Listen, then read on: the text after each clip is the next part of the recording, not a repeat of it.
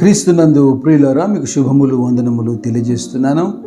అనుదిన ధ్యానమునకు స్వాగతం. రాజులు 2వ గ్రంథం 12వ అధ్యాయం ఈ దినం మన ధ్యానాంశంగా ఉంది. యోవాషు ఏలనారంభించినప్పుడు యెరూషలేములో 40 సంవత్సరాలు పరిపాలన చేశాడు. అయితే యోవాషు బాల్య దినముల నుండి యాజకుడైనటువంటి యెహోయాదా అతనికి బుద్ధి నేర్పిస్తూ ఉన్న దినాలన్నిటిలో యెహోవా యందు ఈ రాజు భయభక్తులు కలిగి ఉన్నాడు. 3వ వచనం గమనించండి. అంటే యెహోవా దృష్టికి అనుకూలంగా ప్రవర్తిస్తూ ఉన్నాడు, కానీ అయితే ఉన్నత స్థలములు కొట్టివేయబడక నిలిచెను. జనులు ఇంకనూ ఉన్నత స్థలముల యందు బలులు అర్పించుచు ధూపం వేయించు ఉండేది. అదేంటో అర్థమవుదు. కానీ యోవాషు రాజు మాత్రమే కాదు, రాజులు మొదటి గ్రంథం 15వ అధ్యాయంలో ఆసా అనే రాజును మనం చూసాం. అలాగే రాజుల మొదటి గ్రంథం 22వ అధ్యాయంలో యెహోషాపాతు మనకు కనబడతాడు. రాజు 2వ గ్రంథం 14వ అధ్యాయంలో అమజ్య, అలాగే యోతాము, ఈ రాజులందరూ కూడా దేవుని యందు కాస్త భయభక్తులు కలిగి జీవించినప్పటికీ ఉన్నత స్థలాలను ఎందుకో కొట్టివేయలేదు. అయితే సరే, రాజుల జీవితాన్ని, రాజుల చరిత్రను ధ్యానిస్తున్నప్పుడు ఎందుకు ఇలాగ వీరు ప్రవర్తించారు అని అనిపిస్తుంది. అయితే మన వ్యక్తిగత జీవితాన్ని కూడా ఈ అంశాన్ని ఆపాదించుకున్నప్పుడు 2-3 విషయాలు నేను చెబుతాను.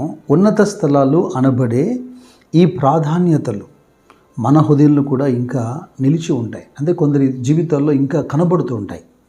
ఏంటి ఆ ఉన్నత స్థలం అంటే? దేవుని కన్నా ఎక్కువగా ప్రేమింపబడుతున్న విషయాలు.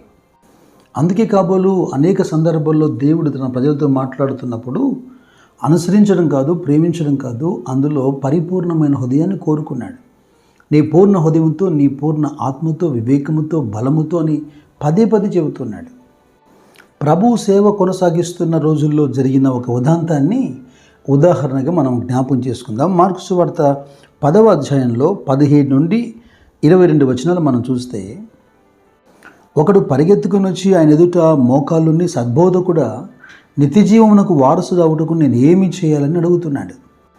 అయితే ఆజ్ఞలను జ్ఞాపం చేస్తూ ప్రభు నరహత్య చేయవద్దని, వ్యభిచరించవద్దని, దొంగిలవద్దని, అబద్ధ సాక్ష్యం పలకవద్దని, తల్లిదండ్రులను సన్మానింపమని ఇలాగ ఆజ్ఞలు జ్ఞాపకం చేస్తుండగా ఆ వచ్చిన అతను అంటాడు, బోధకుడా, ఇవన్నీ నేను బాల్యం నుండే అనుసరిస్తున్నానని. సరాసరిగా ప్రభుతోనే అతడు అబద్ధం ఆడలేడు కదా. ప్రభు కూడా దాన్ని నివారించలేదు, అడ్డుపడలేదు. నిజమే, అలాగ పాటిస్తూ ఉండవచ్చు. అయితే ప్రభు అంటున్నాడు, ఇవన్నీ పాటిస్తున్నావు మంచిదే, అయినను నీకు ఒకటి కొదువుగా ఉంది అన్నాడు. నీవు వెళ్ళి నీకు కలిగినవన్నీ అమ్మి బీదలకిమ్ము, పరలోకమందు నీకు ధనం కలుగును, నీ వచ్చి నన్ను వెంబడించమని చెప్పాను. అతడు మిగులు ఆస్తి గలవాడు గనుక ఆ మాటకు ముఖము చిన్నపుచ్చుకొని దుఃఖపడుచు వెళ్ళిపోయాను. Treasure is his Idol. అతని ధనమే అతని జీవితంలో ఉన్నటువంటి విగ్రహం. లేదా ధ్యానిస్తున్న అంశం ప్రకారం అదొక ఉన్నత స్థలం.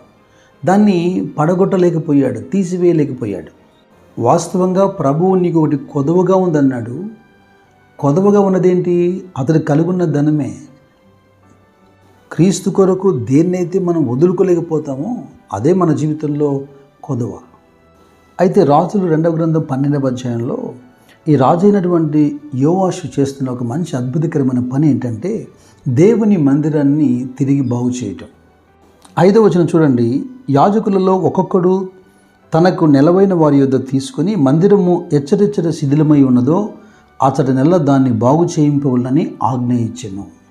యెహోవా మందిరంలోకి తేబడు ప్రతిష్ఠిత వస్తువుల ఆ విలువను, నియమింపబడినటువంటి అర్పణలు కానివ్వండి, లేదా స్వేచ్ఛార్పణలు కానివ్వండి, ప్రజల ద్వారా తేబడినటువంటి అర్పణలన్నిటినీ తీసుకొని యాజకులకు ఇచ్చి మందిరం పోయిన చోటల్లా దాన్ని బాగు చేయమని ఆజ్ఞాపిస్తున్నాడు.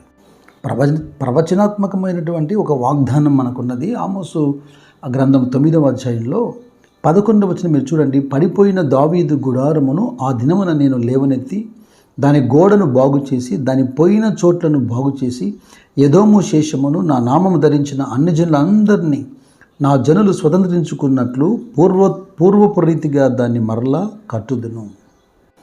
అపోస్తలుడైన పౌలు సంఘంతో మాట్లాడుతున్నప్పుడు కొరింథీ మొదటి పత్రికలో 3వ అధ్యాయంలో 16-17 వచనాలు ఏమంటున్నాడు? దేవుని మందిరం మీరే, పరిశుద్ధాత్మకు నిలయం మీరే. దేవుని మందిరాన్ని ఎవరైనా పాడు చేస్తే నేను వాణ్ణి పాడు చేస్తానని దేవుడు హెచ్చరిక చేస్తున్నాడు. మీరు దేవుని మందిరమని ఎరగరా అని పౌలు ప్రశ్నిస్తున్నాడు. మొదటగా వ్యక్తిగత మందిరము అనే జీవితం బాగుపడితే ప్రార్థనా మందిరం అంటే సంఘము బాగుపడుతుంది. అయితే పాఠము ముగింపుగా ఈ అధ్యాయంలో మరొక మాట నేను మీకు జ్ఞాపకం చేస్తాను. మరమ్మతులు చేయటానికి అంటే రాయితో కానీ కర్రతో కానీ పనిచేసేటువంటి మనుషులకు ఇవ్వబడినటువంటి ద్రవ్యం విషయంలో వారందరూ నమ్మకస్తులని ఎంచి వారిని ఏ లెక్క అడగలేదట.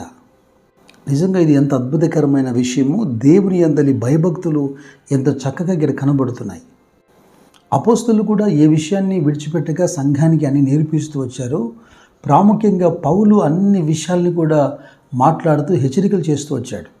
పౌలు అంటాడు కొరింథీయులతో మాట్లాడుతున్నప్పుడు మొదటి పత్రికలో 4వ అధ్యాయంలో అంటే నమ్మకత్వం గురించి మాట్లాడుతూ, ఇలాగున్న క్రీస్తు సేవకులమనియు దేవుని మర్మముల విషయంలో గృహ నిర్వాహకులమనియు ప్రతి మనుష్యుడు మమ్మను భావింపవలెను అంటూ, మరియు గృహ నిర్వాహకులలో ప్రతి వాడును నమ్మకమైన వాడై ఉండుట అవశ్యము అంటున్నాడు.